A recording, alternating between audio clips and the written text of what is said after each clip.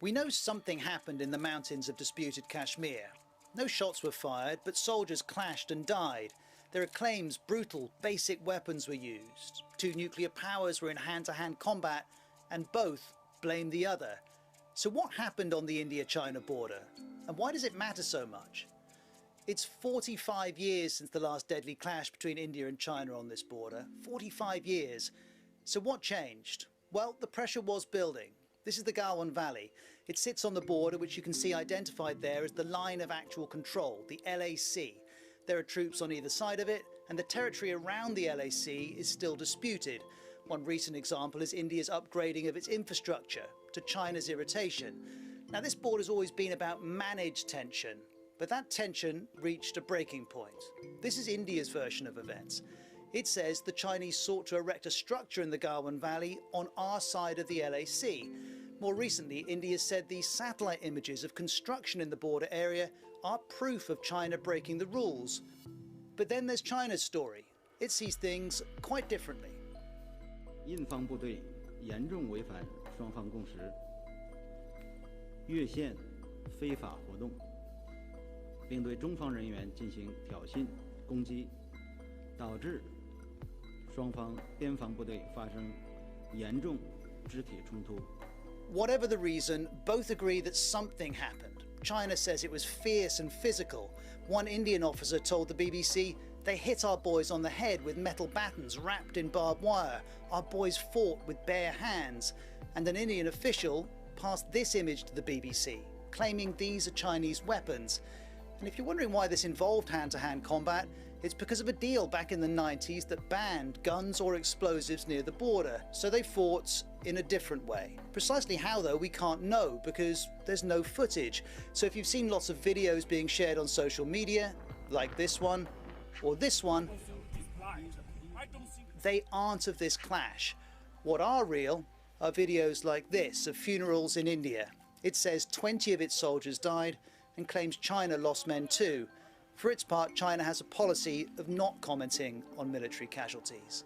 So precisely why this escalated on June the 15th, we still don't really know.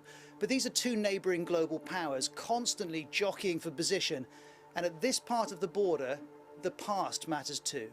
They fought a war over this patch of land back in 1962, a war in which China essentially rapidly defeated India, and that has been a historical trauma for India in subsequent decades. Prime Minister Modi may not call it a historical trauma, but he's aware there's an appetite for India to assert itself. हमारे लिए भारत की अखंडता और संप्रभुता सर्वोच्च है. And look at these pictures from Uttar Pradesh. That's an effigy of President Xi. Whether by design or not, the Hindu nationalism that fuels Modi's political power is firing up. Some see Modi standing up to China, some say he's not done enough, others see ulterior motives. One Bengali newspaper says of him and his party, country and patriotism is only a political weapon for them. There's also the Chinese suggestion that for India, this is a national inferiority complex playing out. Have a look at this from the editor-in-chief of the state-backed Global Times. He says the fact is India can't beat China militarily and its weak economy isn't able to sanction China. Don't bluff and stop pushing more Indian soldiers to risk their lives, he says. But what about China's motives?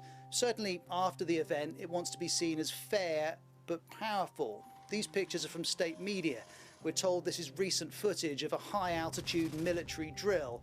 And consider this. As this Indian journalist notes, the Chinese media broadly buries news of the worst clash on the India-China border for years, he argues. And it's true, the government and the media has largely not wanted to get into the detail, nor ramp up the rhetoric, which points to a difference.